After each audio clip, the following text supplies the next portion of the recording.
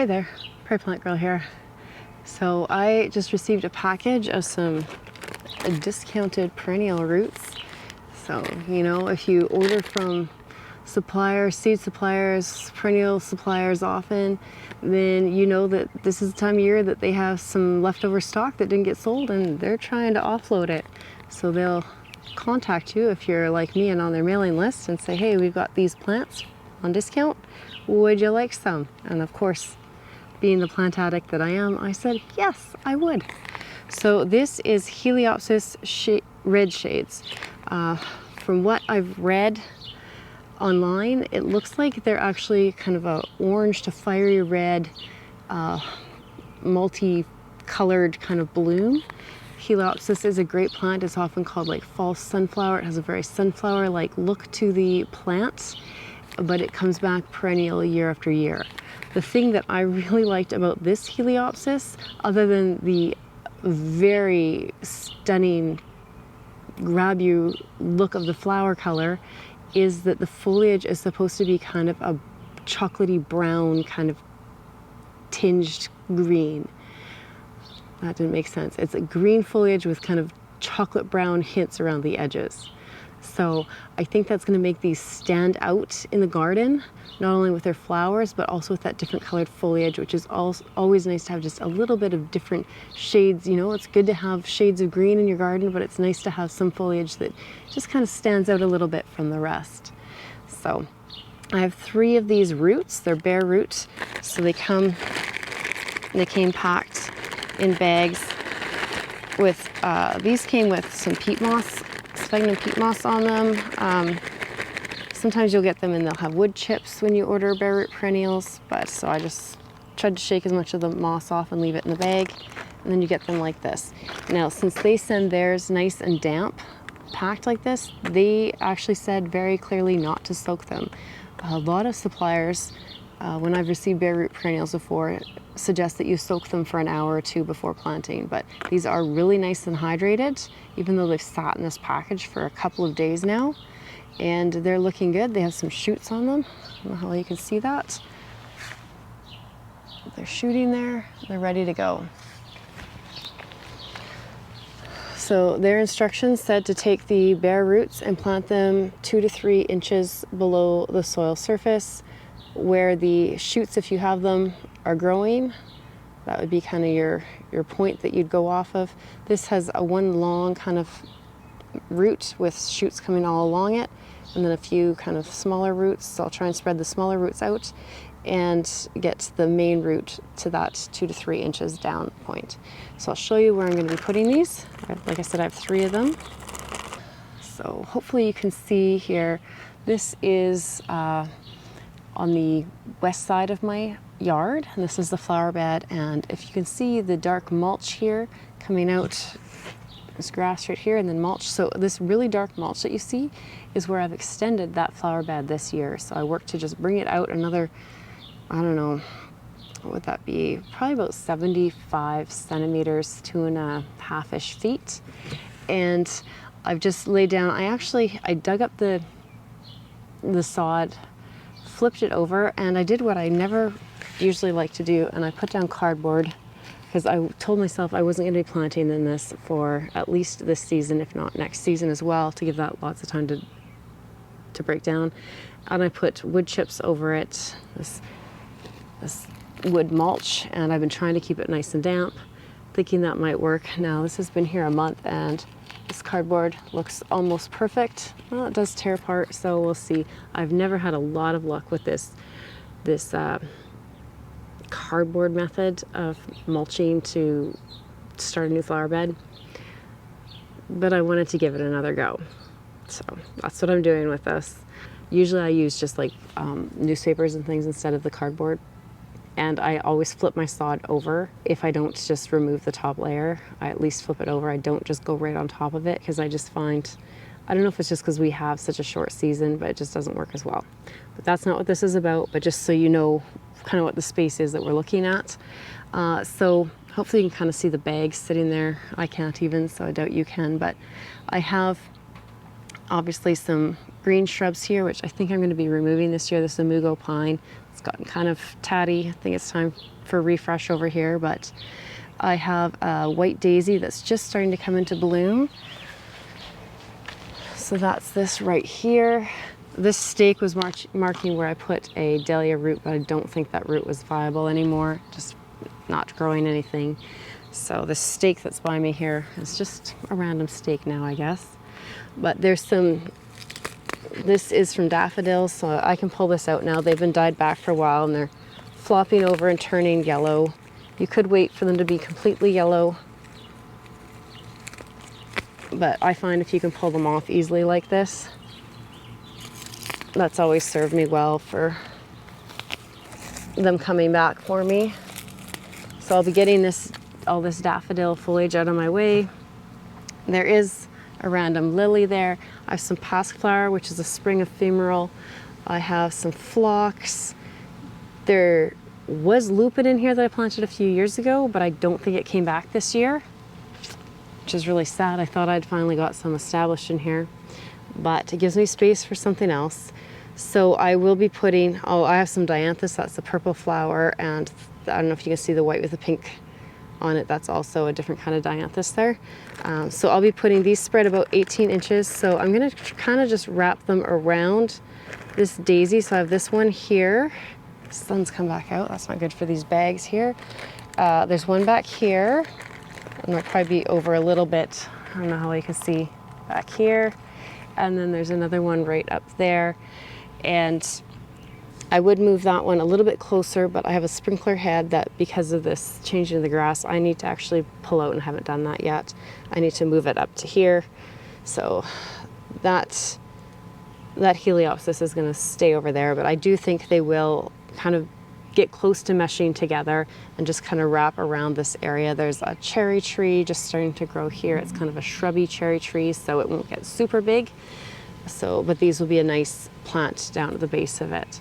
So I'm just gonna get to work, like I said, getting the daffodil foliage out of the way.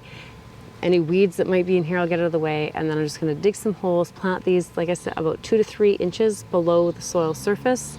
And I'll be putting just a little bit of bone meal in each hole, and then they'll be planted. Really easy peasy. So we'll get to work.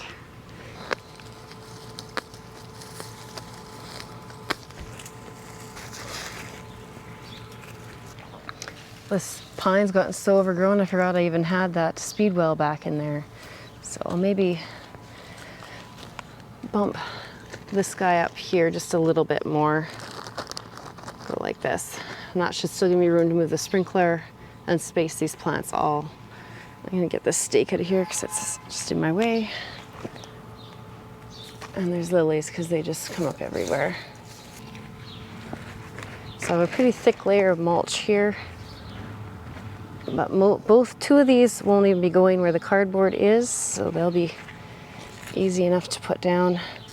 The one I'll have to go dig out the cardboard.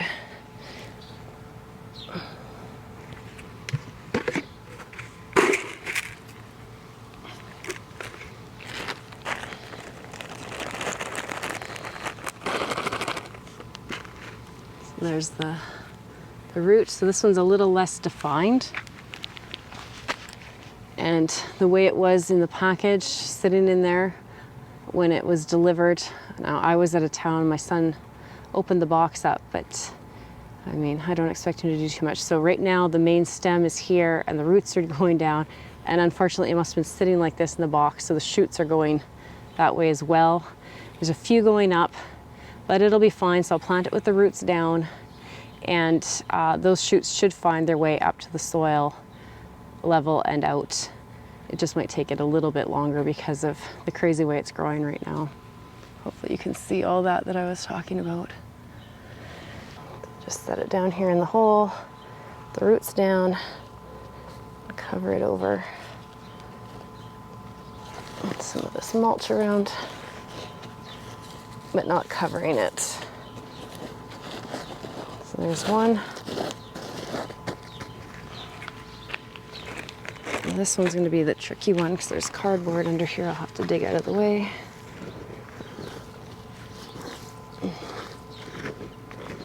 Well, this cardboard is breaking down here, so that's a good sign because the grass is pretty much broken down underneath it.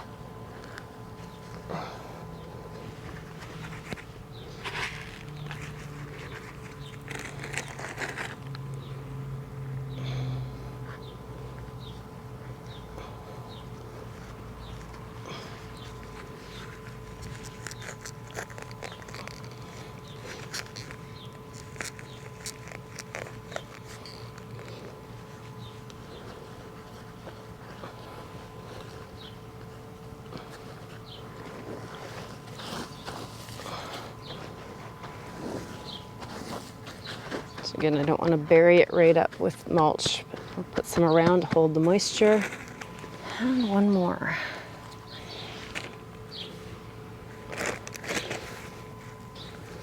This here is like a perennial sage. So pretty. Okay, so there's the sprinkler head. Here's that one. Go about here. This is not ideal planting, but these are tough plants. There's a lot of plants I would not plant like I'm doing here, but Heliopsis are tough plants. There's lots of worms in there. And they're okay going into this pretty heavy clay and not ideal planting conditions. But any plant that I would do this to, it's going to be these guys, and I'm pretty sure they'll be just fine. Let's see how big this root is.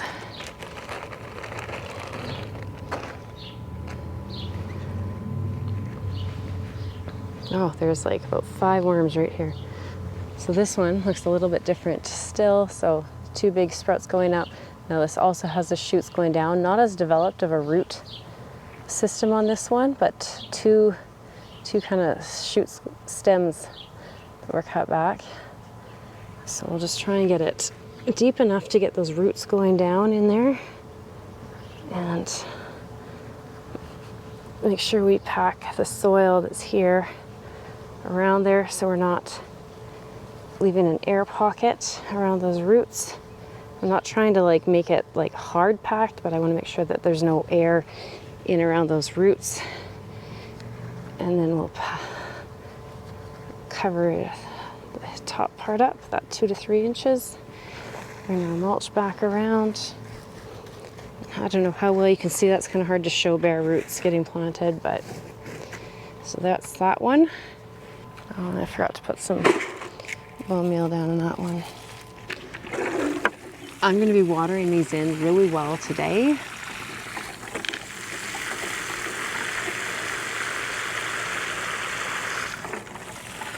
And keeping them well watered this season. I don't want the ground to stay wet, but I do want them to have good consistent moisture all through the season while they're working on getting the roots established.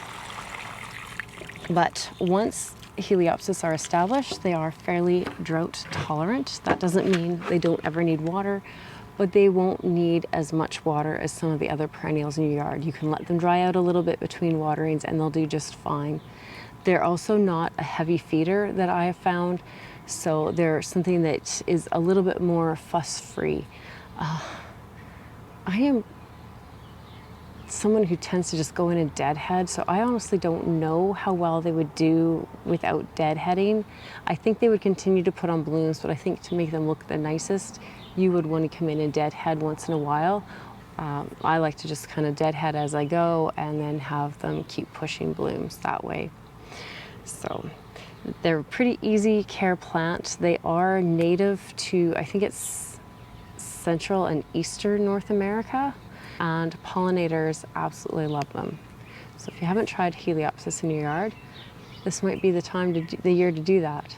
So go grab yourself some Heliopsis roots on sale, or you can even buy seed and start them from seed for next year. You don't have to start them now, start them in the spring. And you'll have a beautiful blooming plant that comes back year after year in no time. So thanks for watching, and we'll see you next time. Bye.